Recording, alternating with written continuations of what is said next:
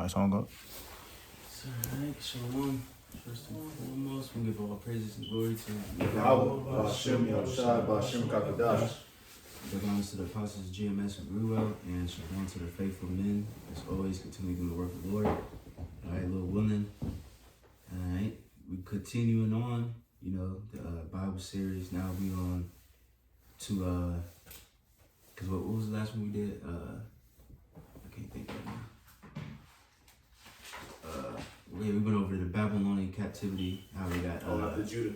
Yeah, Judah. Yep, kind of the fall of Judah, and we got exile, and then so now, Lord willing, we can touch on a little bit. We're gonna touch a little bit on the history of the fall of Babylon and the rise of Persia.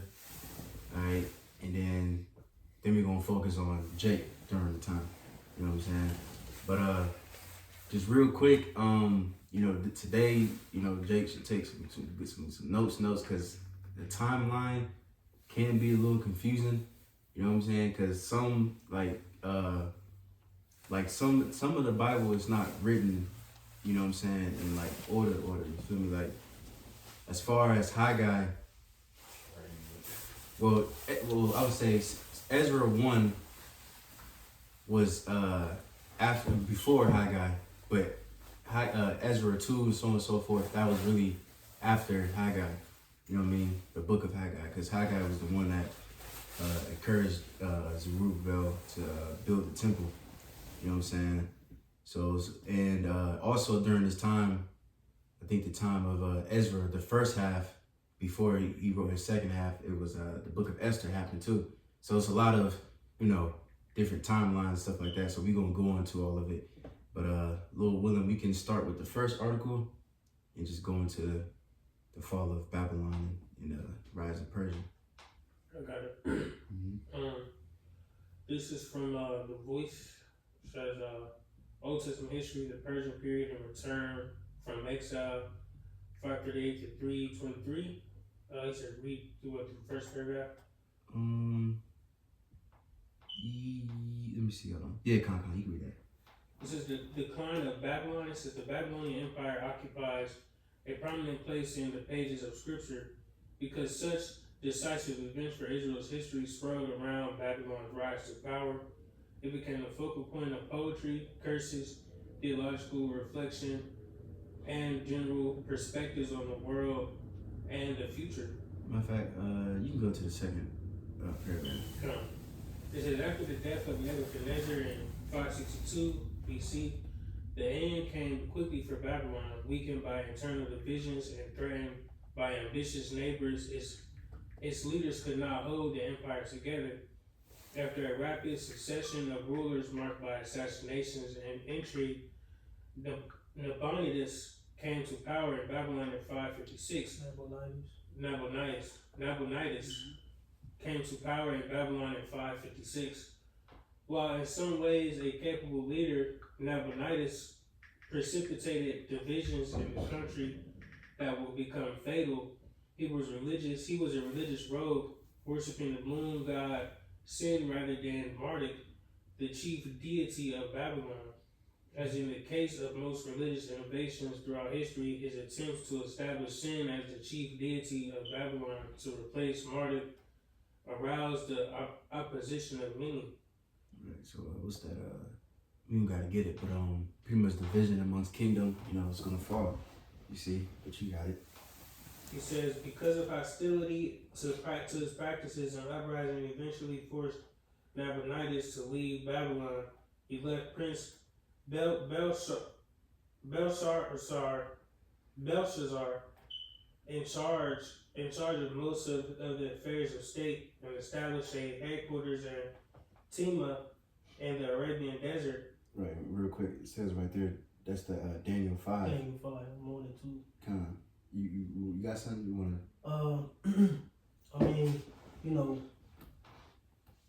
we know with Daniel 5, the writing on the wall, etc. But I was just on it just in case something come out in the spirit. Or really, I could just read like the first couple verses, then jump down. Real quick, Daniel 5, at the top it says, Belshazzar the king made a great feast to 1,000 of his lords and drank wine before the 1,000. Right, so at this time, of course, he was in power.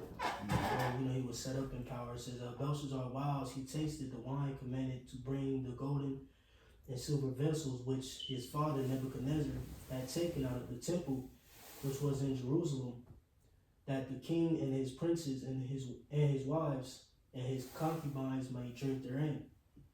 So all them vessels that came from Jerusalem during the when y'all went over to Babylon, y'all go over the 3 besieging periods.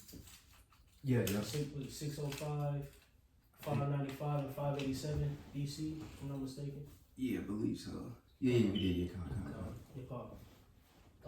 Yeah, so we know, of course, that happened through the Spirit, because it didn't all just happen in one day. You know what I'm saying? It was 3 different periods, 3 different rulers, that were in power. Kings of Judah. What you had? Jehoiakim, and then Zedekiah. Yeah.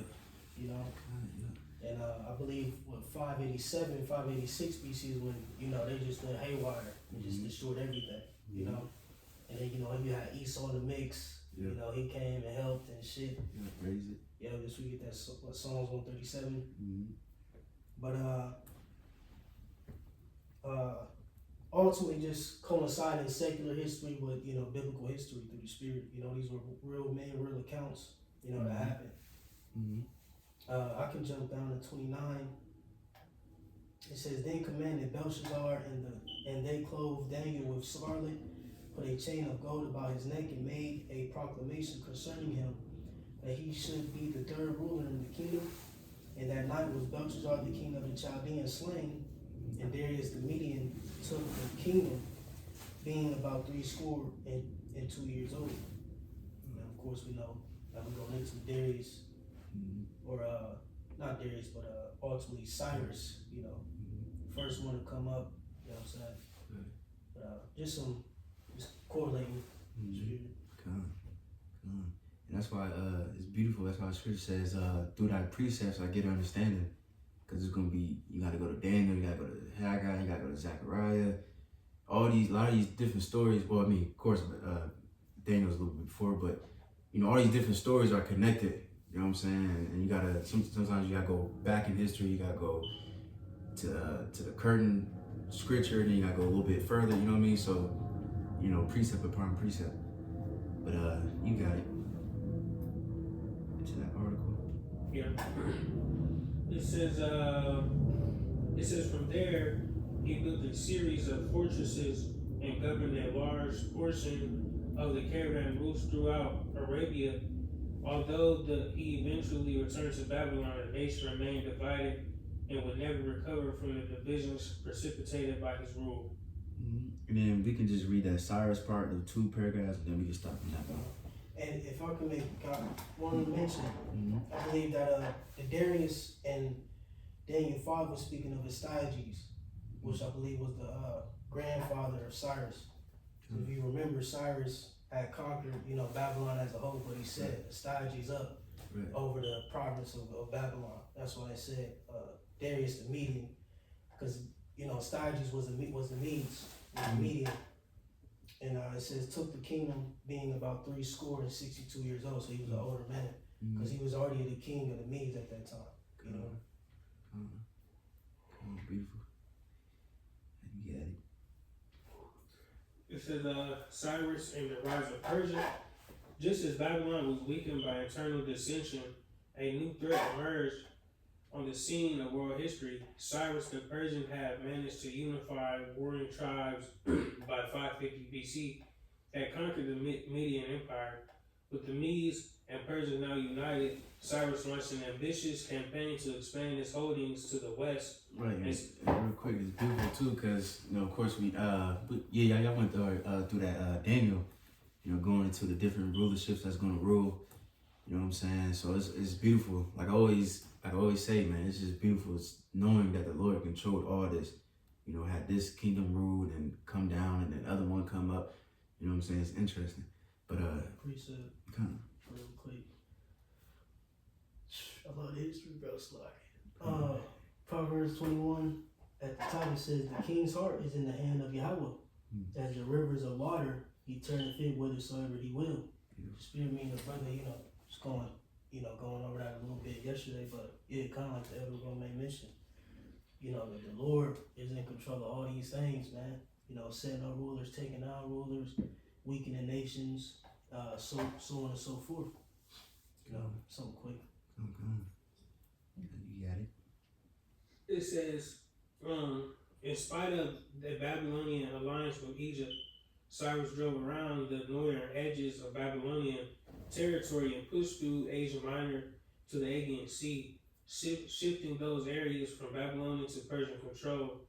Cyrus then returned to campaign. Hold on, can you read that last part back? Salaki.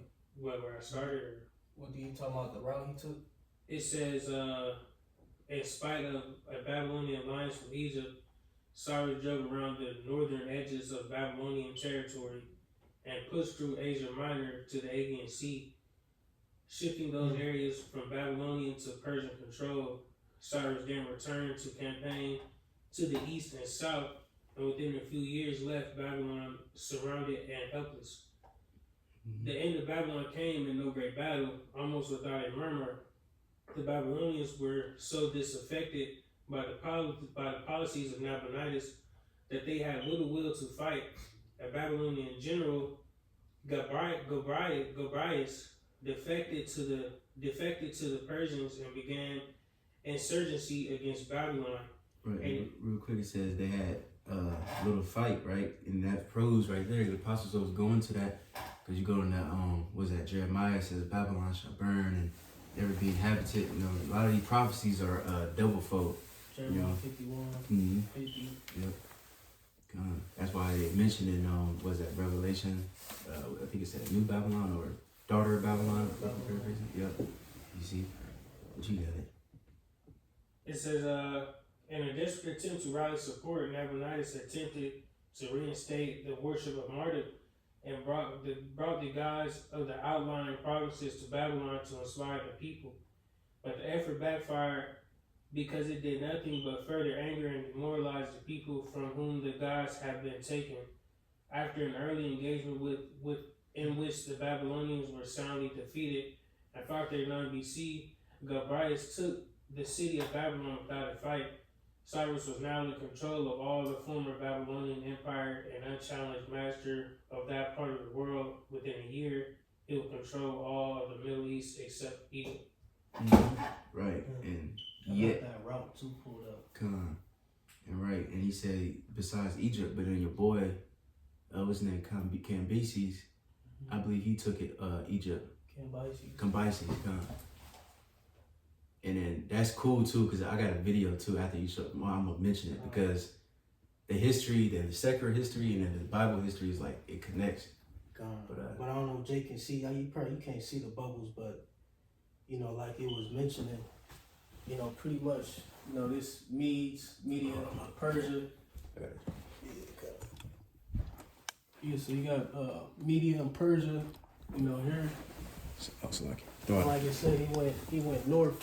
But this would be Asia Minor, right up in here. Like you said, he traveled north, came through, and then if you could see, the Aegean Sea is over here. And that's where John was sitting too. The island of Patmos is in this region too.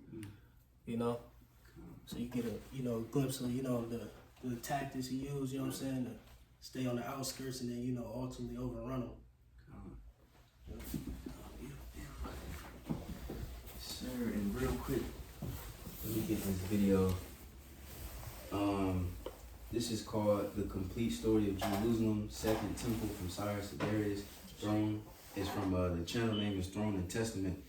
That video was fire. Like it goes into like a lot of history, like Bible and secular, and it was pretty cool because it says when your boy Cambyses, what do you pronounce that? Cambyses. When he went down to Egypt and shit, that cleared the way for us, because I believe we started and then we stopped and then Jake was first. We gonna go into it. Hold on. Are you gonna pull up here? You gonna pull up on the TV? Oh no, I just mentioned yeah, because that's Jake can look that video up. Okay, that's It's fire. I'm trying to tell you, y'all gotta check that out. But you was finished with that paragraph, right? Mm-hmm. Okay, so now we can go into the second article I put in the Telegram. You know, just to show what happened before these events. You know what I'm saying? I can read for you. Your call. Want to take a break? Come through water. You start at the beginning. Oh yeah, too. I forgot to mention. So Lil Willem, we gonna, cause a lot of these books are small, short, so we can just really summarize a lot of them. So this article is gonna go into the book of Ezra, Nehemiah, Haggai, Zechariah, and Malachi. Alright, they all was like in the same kind of time period. You know what I'm saying? But well, not all literally, but you know what I'm saying. But you got it. This is the post-exilic books of Ezra, Nehemiah, Haggai, Zechariah, Malachi, intertestament period. All right, so start here. The books written in Jerusalem after the return from the exile, now commonly called post-exilic, are 5 in number: Ezra, Nehemiah, Haggai, Zechariah, and Malachi. We shall speak of them in this order. We got number 1, Ezra. This book begins as Chronicles, left off with the decree of Cyrus for the release of the captives and their return to the native land. It gives a little full account of this decree and also an account of the return of the first caravan of Jews. Right, so real quick, can we get that Ezra 1:1? Read a little bit of that. Got you right here. Ezra 1:1. It says, now in the first year of Cyrus, king of Persia, that the word of Yahweh by the mouth of Jeremiah might be fulfilled. It says Yahweh stirred up the spirit of Cyrus, king of Persia, where that's, ultimately dealing with that 70 year period, prophesied by Jeremiah. Mm-hmm. It says Yahweh stirred up the spirit of Cyrus, king of Persia, that he made a proclamation throughout all his kingdom and put it also in writing, saying, thus saith thus saith Cyrus, king of Persia, Yahweh God of heaven hath given me all the kingdoms of the earth, and he hath charged me to build him an house at Jerusalem, which is in Judah. Right, real quick, that video I mentioned, you know what I'm saying, it was showed like pretty much he was writing to all the different kingdoms that he conquered, that something similar to this too. You know what I mean? Just to show you that this is true, because he was very merciful to the kingdoms that he conquered. You know what I mean? He allowed certain, like obviously like us, to go back to our land and worship our God, so on and so forth, and actually helped us. You know, so the actual secular history checks out as well. You know what I mean? But you got it. Verses 3, it says, who is there among you of all his people? His God be with him, and let him go up to Jerusalem, which is in Judah, and build the house of Yahweh, God of Israel. Mm-hmm. He is the God which is in Jerusalem. Mm-hmm. And whosoever remaineth in any place where he sojourneth, let the men of his place help him with silver and with gold, and with goods and with beasts, besides the free will offering for the house of the Most High, that is in Jerusalem. Mm-hmm. Then rose up the chief of the fathers of Judah and Benjamin, and the priests and the Levites, with all them whose spirit the Most High had raised, to go up to build the house of Yahweh, which is in Jerusalem. Mm-hmm. And all they that were about them strengthened their hands with vessels of silver, with gold, with goods, and with beasts, and the precious things beside all that was willingly offered. Right, and can you go to 11, verse 11? Jump into 11, it says, all the vessels of gold and of silver were 5,400. All these did Sheshbazzar bring up with them of the captivity that were brought up from Babylon unto Jerusalem. Right, so real quick, that Sheshbazzar was Zerubbabel, you know what I'm saying, because it's going to go into it. But let me see. You can read. You can read Ezra 2:1 and 2, and then we can go back to the article. Kind of says, now these are the children of the province that went up out of the captivity of those which had been carried away whom Nebuchadnezzar, the king of Babylon, had carried away unto Babylon, and came again unto Jerusalem and Judah. It says, every one unto his city, which came with Zerubbabel, Jeshua, Nehemiah, Seraiah, Reliah, Mordecai, Bilshan, Mispar, Bigvai, Rehum, Baanah, the number of men of the people of Israel. Right, and then we can stop there. Yeah, now we go back to the article. It says, little fuller account of this decree, and also an account of the return of the first caravan of Jews under the command of Zerubbabel, called also Sheshbazzar, the prince of Judah. Right, and real quick, so like I forgot to mention, because Jake returned 3 times pretty much. It wasn't all just one time. You know what I mean? First it was Zerubbabel and the men that they mentioned, and then the second time was Ezra, and the third time was Nehemiah. You know what I'm saying? So, but you can go back to that though. It says Sheshbazzar, Sheshbazzar, the prince of Judah. He was the prince of Judah in the sense that being a grandson of Joachim, the last king, he would have been entitled to the throne of Israel, had been an independent nation. First Chronicles 3:17-19. Right, so can you get that? Can you get First Chronicles 3? You can start at 1, then skip to 17. Just to show real quick his line. We said First Chronicles 3. And 1. It says, now these were the sons of David, which were born unto him in Hebron, the firstborn Amnon and Ahinoam, the Jezreelites, the second Daniel of Abigail, the Carmelites. Right, and can you skip to 15? Or, matter of fact, you can start up a little bit at, Hezekiah. you see that? What verse? Oh, yeah, come, you start there. It says, Ahaz his son, Hezekiah his son, Manasseh his son, Ammon his son, Josiah his son. And the sons of Josiah were the firstborn Johanan, the second Jehoiakim, the third Zedekiah, the fourth Shalom. The sons of Jehoiakim, his son, Zedekiah his son, and the sons. And Zedekiah was the last king before, Babylon, did what they fucked us up and exiled us and all that. He was set up by Nebuchadnezzar. Yeah. Because they took Jehoiakim. Didn't they pluck his? Was that? They pluck his or his father's eyes out. I forget which one. Yeah, I forgot which one. I think you talking about Zedekiah? No. Or was it Jehoiakim or Jehoiakim who got their eyes plucked out? let me see. I forget. Let me double check. I think it's in maybe in 1 Kings 24. But I'm gonna keep reading. It says and the sons of Jehoiakim, Esur, Salathiel, his son, Malcharim, also Pedaiah and Shenazar, Jechemiah, Hashemah, and Zedabiah. The sons of Pedaiah were Zerubbabel and Shemai. And the sons of Zerubbabel, Meshullam and Hananiah, and Shelomith, their sister. Right, so right there, it's Zerubbabel, he's the line of David.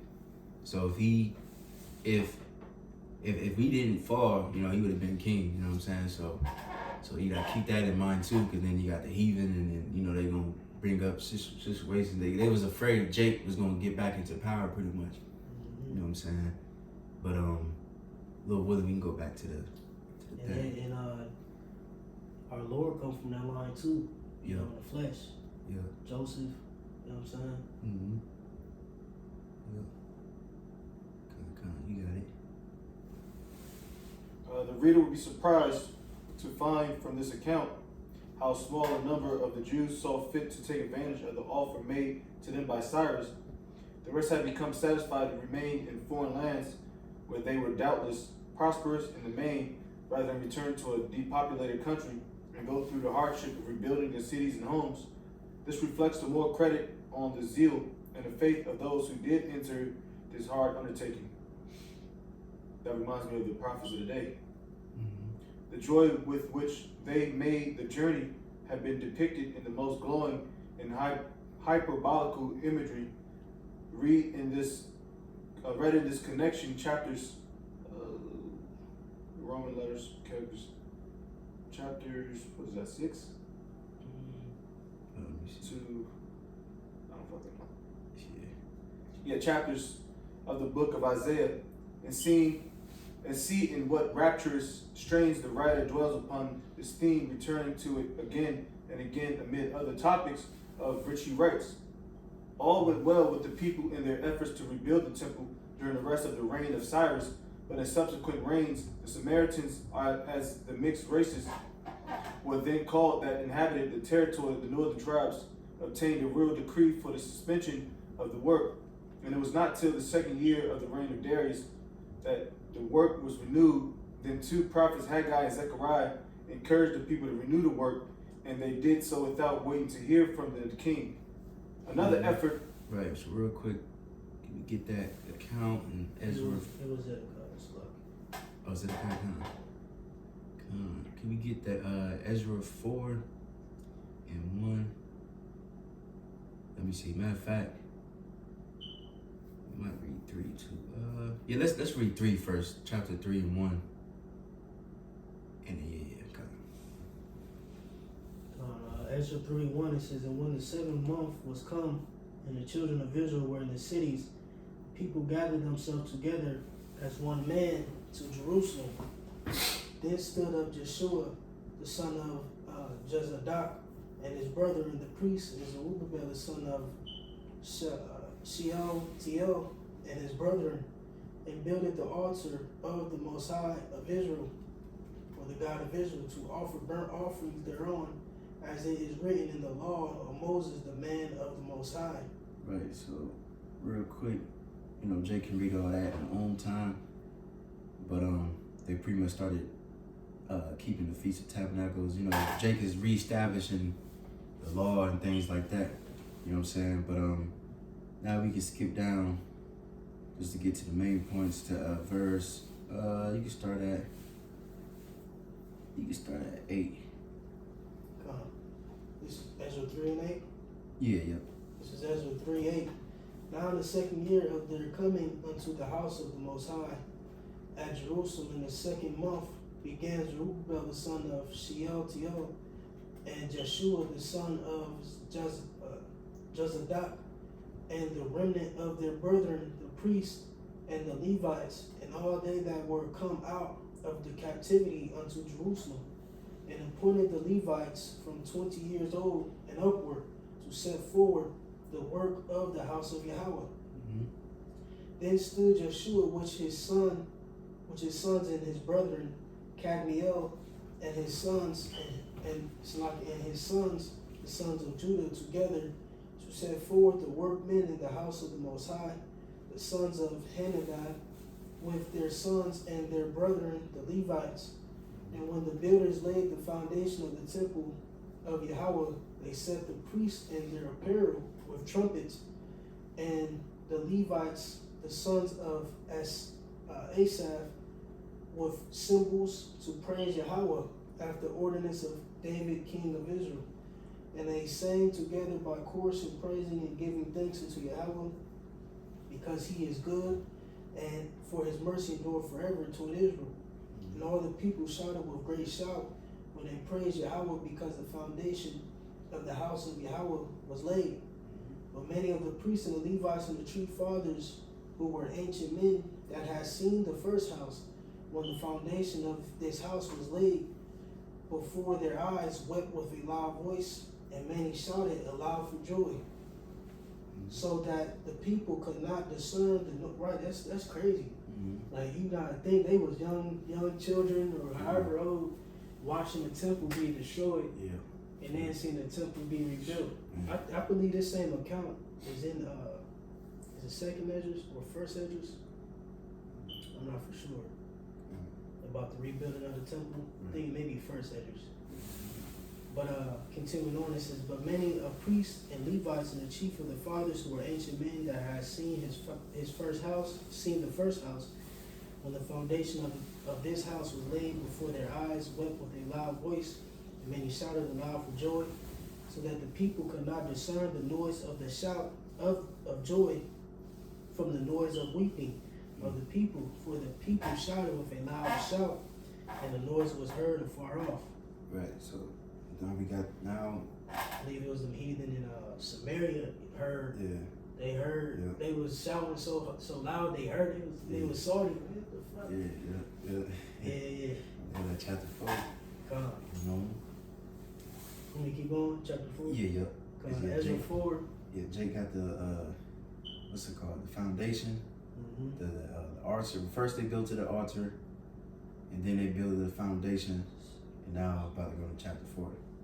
So let me get Mm-hmm. back to it. Thinking about this preset, but keep going. Ezra 4:1.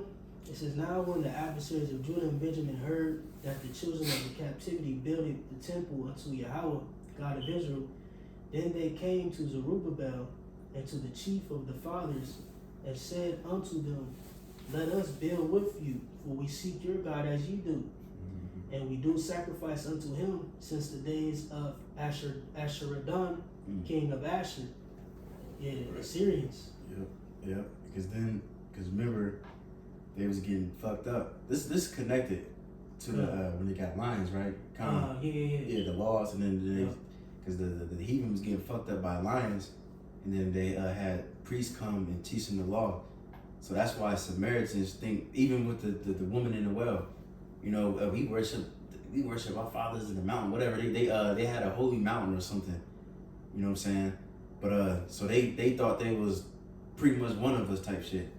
But because they was taught the law, but no, you know, you was heathen brought by the Assyrians and put into that land after the northern tribe was kicked out. You know what I'm saying? And it's crazy too, because I was reading this other article, and the dude broke it down. I got, you know, obviously some Christian dude, and he was saying that those were Israelites, but they wasn't. You know, those heathens that was brought into the land. You still had some, right. some, right. But we right. know that a lot of them was transported, you know what I'm saying, to right. Syria.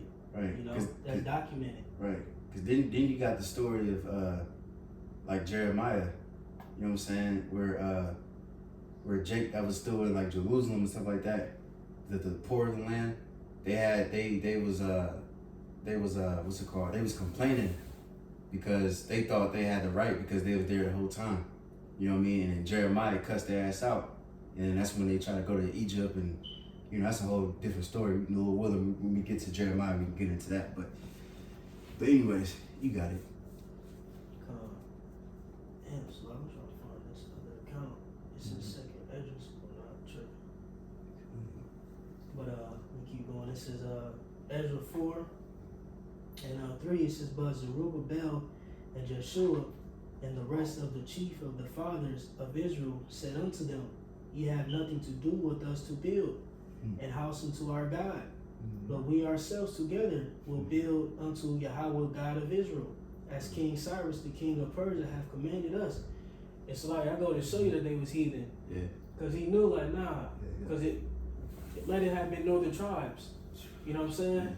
Yeah. I mean, you know, you would think they may have let them, you know what I'm saying? Like, you know what I'm saying? Mm-hmm. But they knew the history too. Like, it's a lot of heathen, it's all heathen up there. You know what I'm saying? Yeah. In Samaria, etc. Right. You can go a little bit more, but just add to your point, because then if that was the case that these guys right here specifically are Israelites, then Haggai and Zechariah, so on and so forth, they would have cussed them out too. Like, what you doing? Because you got the book of Haggai, which we're gonna go into in a minute, and he was telling Jake, Zerubbabel, and so on and so forth, like, hey, what y'all doing? Like, y'all over here building your own house, you supposed to be building a temple. You know what I'm saying? So if that was the case, if those was Israelites too, he would have cussed their ass out too. You know? But you got it. It reads, verse 5, verse 4, it says, then the people of the land weakened the hands of the people of Judah and troubled them in building. and hired counselors against them to frustrate their purpose all the days of Cyrus, king of Persia, even until the reign of Darius, king of Persia. Right. You see, because then you got Cyrus, and then what's the boy's name? Cambyses the second. God, yep. Because I believe his grandfather, Cyrus's father, was Cambyses the first. God, yep. And then after that, you got Darius the first. Yep. And then, so it got halted till then, but you got it. Verses 6. This is in the, let me see. Yeah, that, because this Ahasuerus right here, speaking of, I think that's Cambyses, if I'm not mistaken.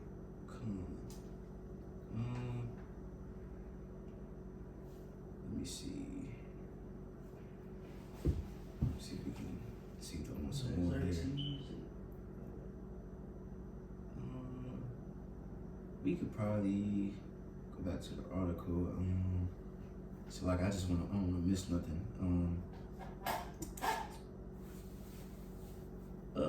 Well, it's a lot of reading, so let's just skip to read that verse you were just about to read, and then can you skip down to 23? Verse 6, it says, in the reign of Ahasuerus, in the beginning of his reign, wrote they unto him an accusation against the inhabitants of Judah and Jerusalem. Jumping down to 23, it reads, now when the copy of King Artaxerxes' letter was read before Rehum and Shimshai, the scribe, and their companions, they went up in haste to Jerusalem unto the Jews and made them to cease by force and power. Then ceased the work of the house of Yahweh, which is at Jerusalem. So it ceased unto the second year of the reign of Darius, king of Persia. So now we can go back to the article. Little one, so now it's halted for a moment, and then let me continue with the story. Another effort was made to stop them, but when the king was heard from it, was with the decree that the work should not be hindered. The account of these proceedings in chapter 1, verse 1 to 4 is full of interest and instruction. The time from the return till the completion of the temple was 21 years, as is known from the intervening reigns of the Persian kings. Between the 6th and 7th chapters of Ezra, there is a gap of time for 57 years, extending from the 6th year of Darius to the 7th year of Artaxerxes, Ezra 6-15 and 7-8. In the interval, Xerxes had reigned and made his famous expedition into Greece, and the events of the book of Esther had taken place. Why Ezra leaves it blank is not known, but perhaps on account of the troublous character of the times, he had nothing special to record that was not already written in Esther. This book marks the division between the very distinct parts of the book of Ezra. The first 6 chapters giving the history of the caravan which returned under Zerubbabel until they had completed the temple, while the second part gives the personal labors of Ezra. He came to Jerusalem with a letter from the king and authorizing him to establish the law of the Most High as a law of the land and to enforce it if need be by all the usual penalties of violated law. And let's get that account real quick. This is Ezra. I believe you can start at let me see. Yeah, that account or mirrored account is in First Ezra 5 about them troubling them in building, etc.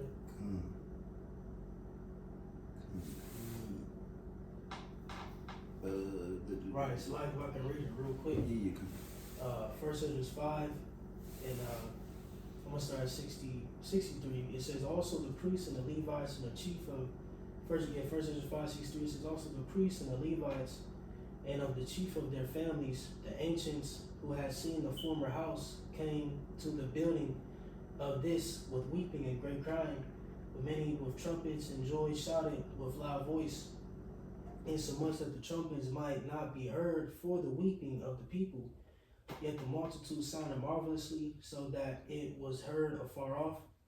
Wherefore, when the enemies of the tribe of Judah and Benjamin heard it, they came to know that the noise of trumpets should mean, and they perceived that they, it's like it says, and they perceived that they that were of the captivity did build the temple unto Yahweh God of Israel. Just furthering the point. You know what I'm saying? Like I said, in Ezra called them the adversaries. And here they called them, the enemy. So they heard it, and they already knew what was happening. They was rejoicing in something. So they, being nosy and shit, want to be a part of that. And this goes to show you ultimately dealing with, Genesis and all them niggas that he ain't got no part of what we doing. Right. Us, if you look at it in the spirit, we building the third temple. You know what I'm saying? You look at it in the spirit, of course it's a spiritual third temple. They ain't about to be a part of this new building, bro. They ain't have they ain't have no dealings with us building. You know what I'm saying?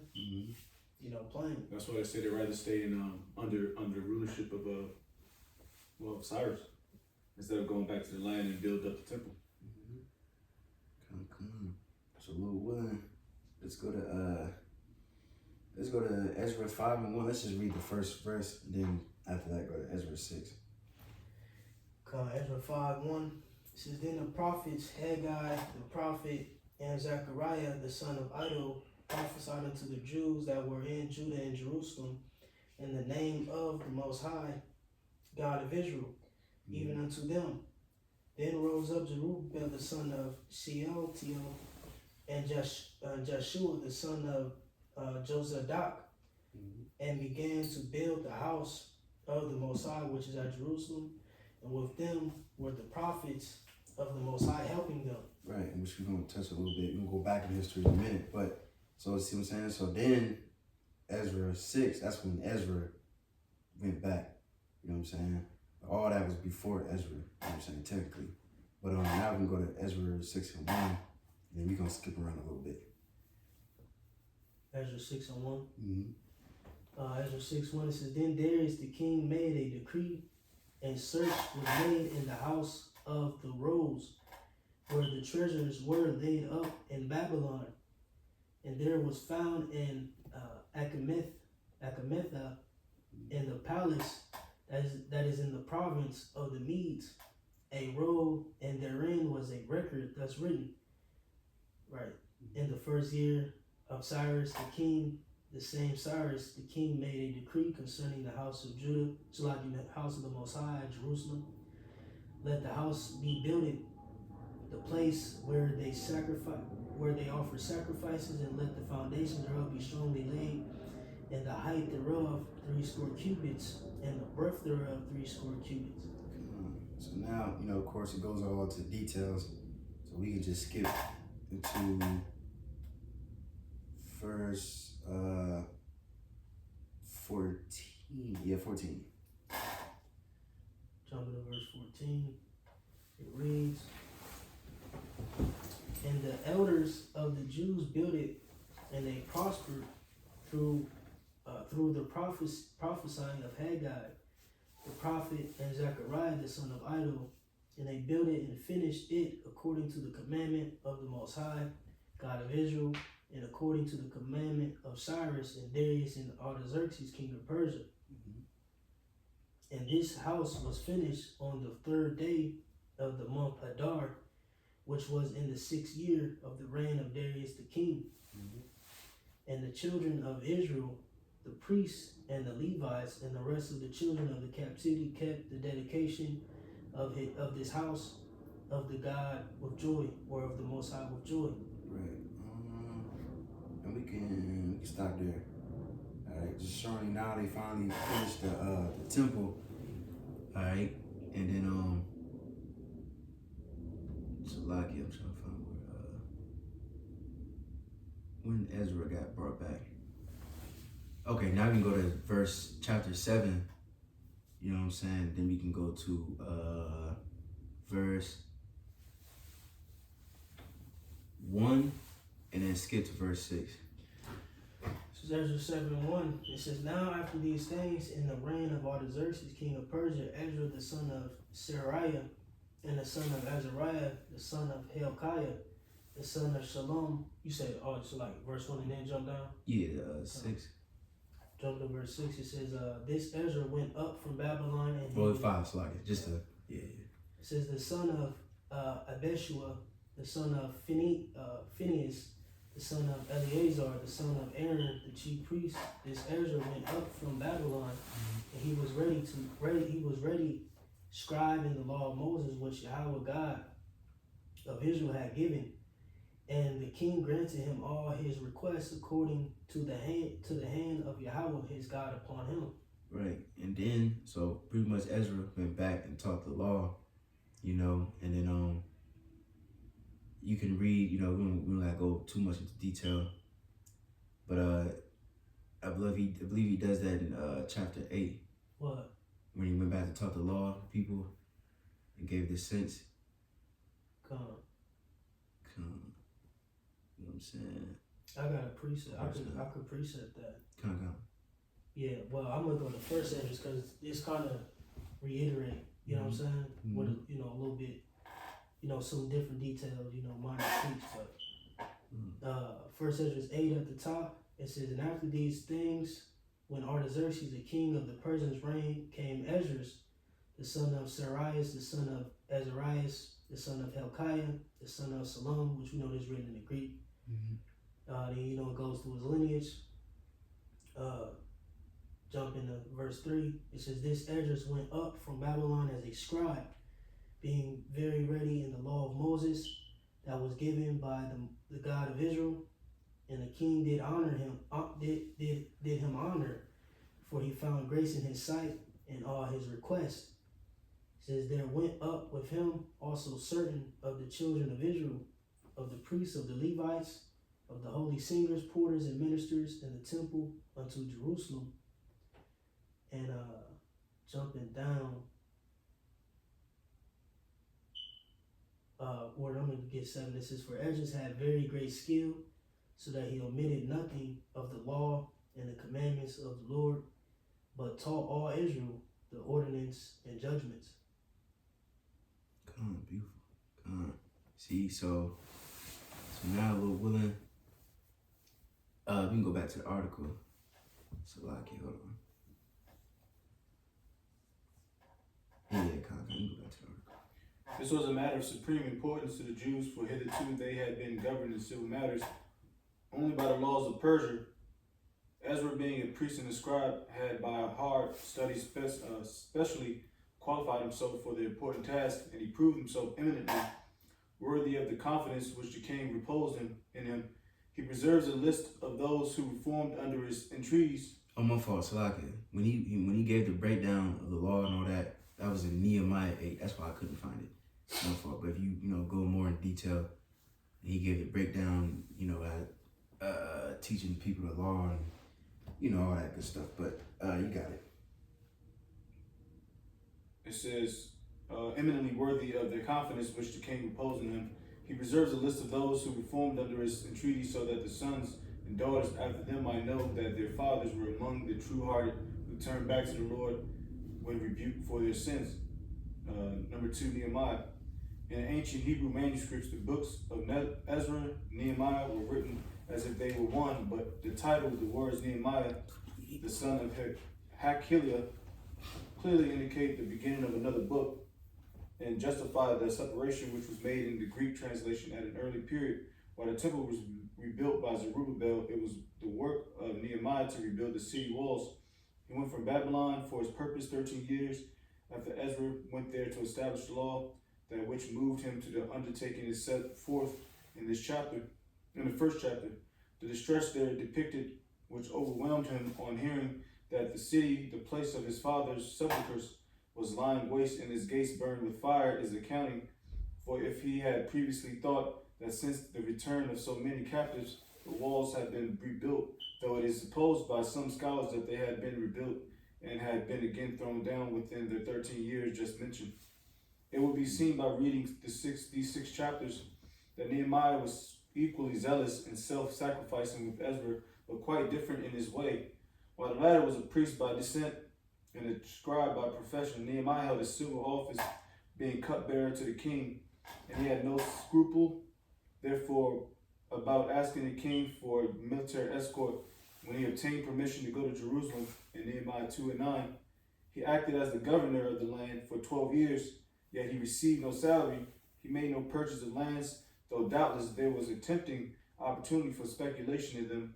He made his own servants work on the wall, and he fed at his table a daily average of 150 men, Jews and visitors from the other lands, verse 14 and 17. His expenditure must have amounted to a very considerable fortune. And real quick, let's just get a count real quick. I ain't gonna read too much of it. I already summarized it, but you can just get Nehemiah 1:1. Just read just a little bit of that. Con, I got this little timeline joint up here too. You wanna check it out?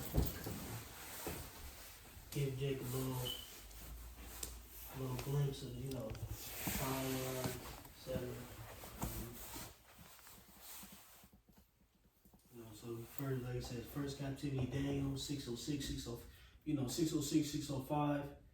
Then you had 597, the second captivity or the second besieging, 586, the temple completely destroyed. My fault. I also say Ezekiel too. Yeah, because Ezekiel was in Babylon. What's that land? That's something with a C, I forget. He was on the plains or something. Can you see 539? I believe that's when Cyrus, or when Babylon falls, Cyrus comes up in power. 536, the first return, dealing with Zerubbabel, just went over. 538. Okay, temple foundations laid, Haggai, Zechariah, so on and so forth. And 520, temple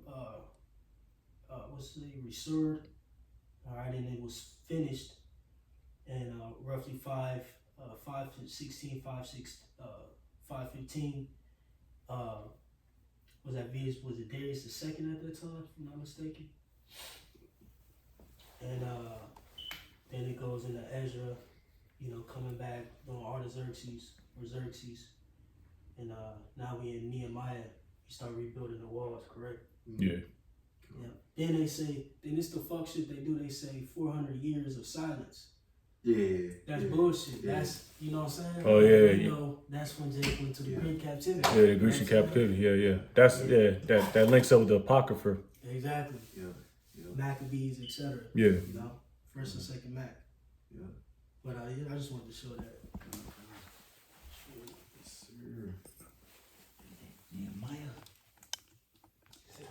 Nehemiah 1:1, right? Mm-hmm. It said the words of Nehemiah, the son of Hakaliah, and it came to pass in the month of Chislev in the 20th year, as I was in Shushan the palace, that Hanani, one of my brethren, came, he and certain men of Judah, and I asked him concerning the Jews that had escaped, which were left of the captivity, and concerning Jerusalem. Right.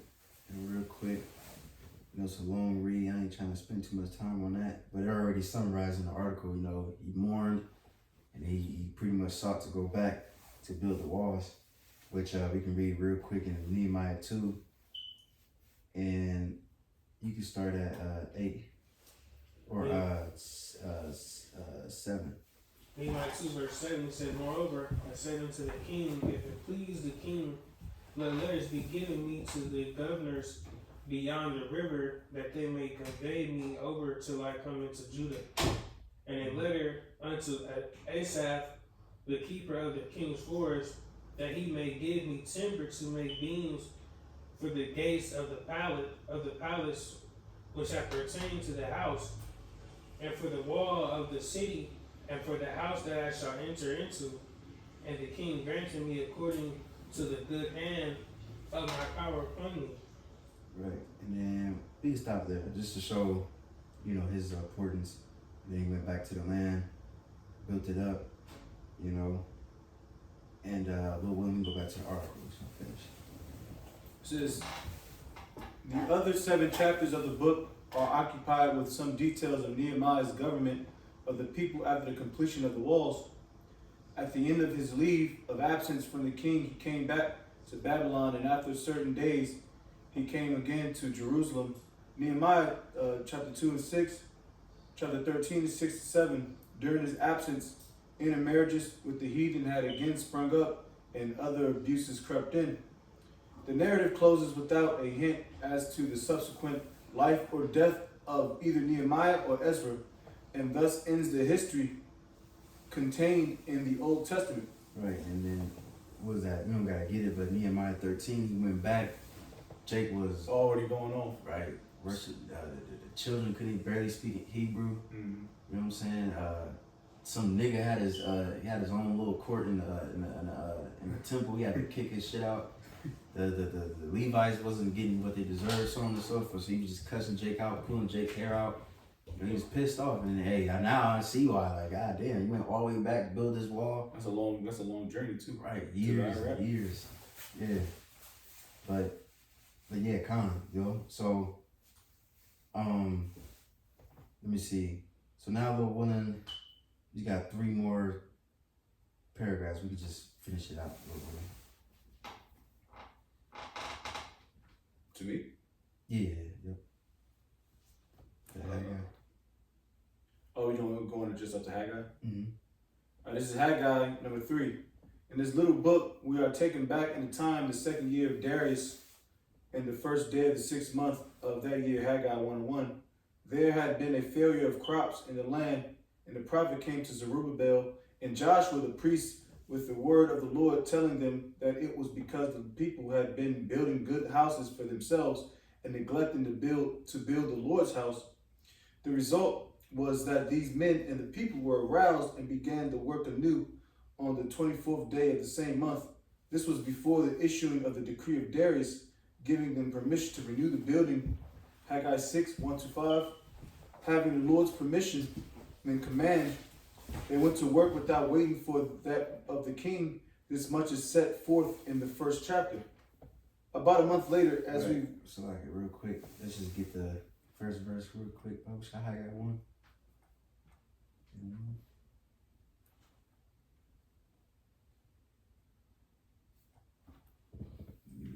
Haggai 1:1, it says, in the 2nd year of Darius the king, in the 6th month, in the 1st day of the month, came the word of Yahweh by Haggai the prophet unto Zerubbabel the son of Shealtiel, governor of Judah, and to Joshua the son of Jehozadak the high priest, saying, that's it?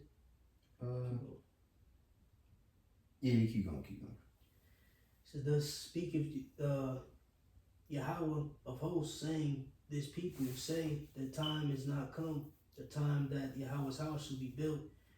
Then came the word of Yahweh by Haggai the prophet, saying, it is time for you, O ye, to dwell in your Seled houses, and this house lie waste. Mm-hmm. Now therefore, thus saith Yahweh of hosts, consider your ways. Right, then, it goes on and on. Matter of fact, let's get to verse 12. Verses 12, it reads, then Zerubbabel the son of Shealtiel, Joshua the son of Jehozadak the high priest, with all the remnant of the people, obeyed the voice of Yahweh their God and the words of Haggai the prophet, as Yahweh their God had sent him, and the people did fear before Yahweh. Right, see, so now, Haggai, along with Zechariah, pretty much was telling Jake to get back to work. You know what I'm saying? Because Jake was settled on their lease. You know what I'm saying? Getting comfortable. All right. And then also, too, Haggai and Zechariah also helped build the temple as well. So you have Haggai and Zechariah telling Jake to get on that shit, to build.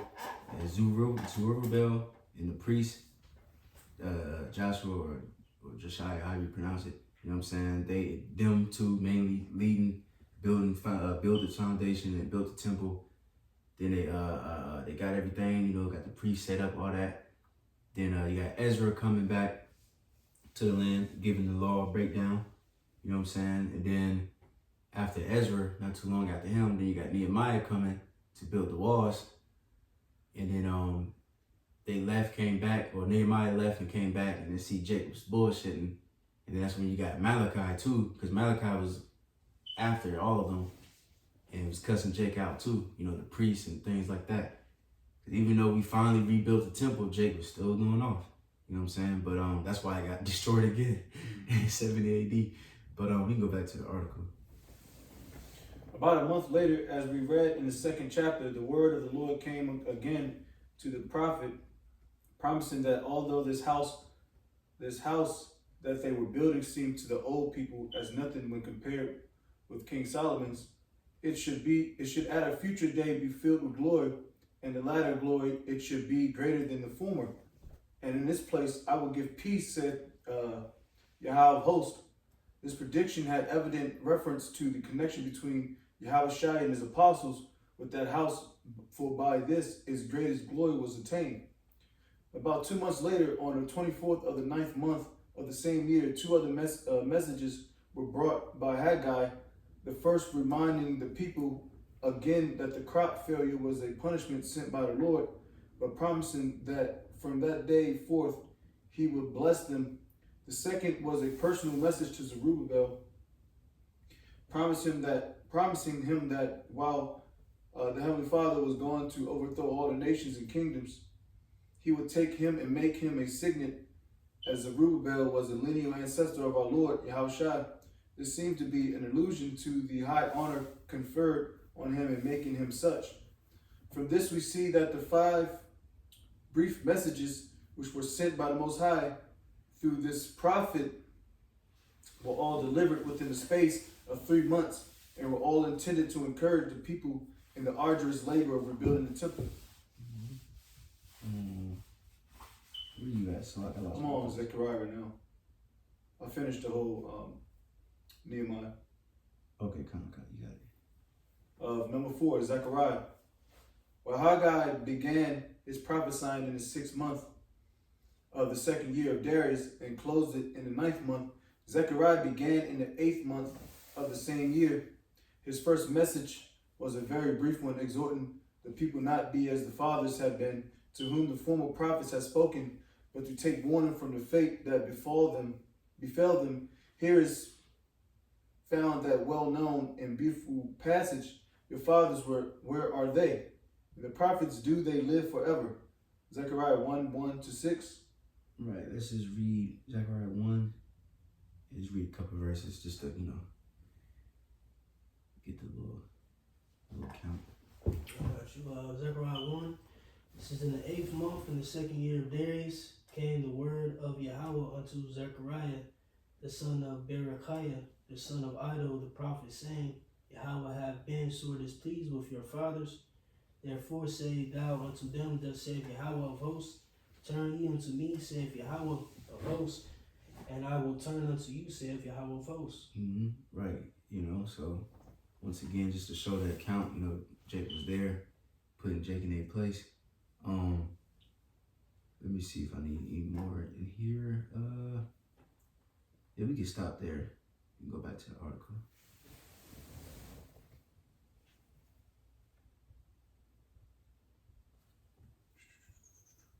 Or a matter of fact, hold on. Can you go to, let me see. Yeah, can you go to 15 real quick? The same chapter. Zechariah 1:15, it reads, and I am very sore displeased with the heathen that are at ease, for I was but a little displeased, and they helped forward the affliction. Therefore, thus saith Yahweh, I am returned to Jerusalem with mercies. My house shall be built in it, saith Yahweh of hosts, and a line shall be stretched forth upon Jerusalem. Right, so he's prophesying that the house is going to be built, But, Lord willing, now we go back to the article. This is about 3 months later, on the 24th day of the 11th month in the same year of Darius, he brought his second message, consisting of 8 symbolic and curious visions, all of which interpreted to him by an angel. He gave encouragement to the people with respect to the temple. Zechariah 1:1-6 and 15. Read the majority of that. Thus we see that the first work of Zechariah like all the work of Haggai was to cooperate with each other and with Zerubbabel and Joshua, the high priest, in pushing forward the reconstruction of the temple. This was necessary to the fulfillment of the Most High's purposes and promises respecting Israel and the coming kingdom of Yahushua. Right, and you can skip that paragraph right there. It just goes into the Messiah prophecy, you know. But Jump to Malachi. yeah, kind of. This is Malachi the 5th, the final one. That'd be post-exilic. Mm-hmm.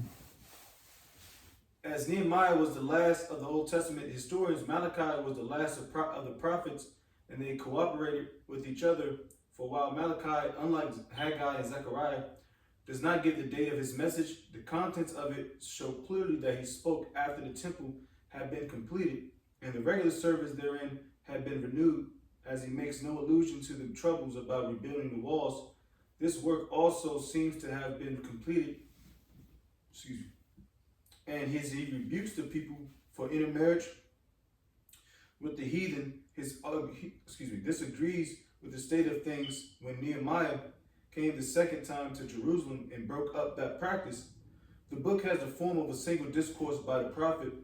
He begins with the fact that the Most High had loved Jacob and hated Esau, where the two brothers are put for the nations that sprang from them, and he predicts disaster yet to befall the latter. Malachi 1:1-5. He then rebukes the priests for treating with contempt the law of sacrifices, a corruption which grew out of their avarice.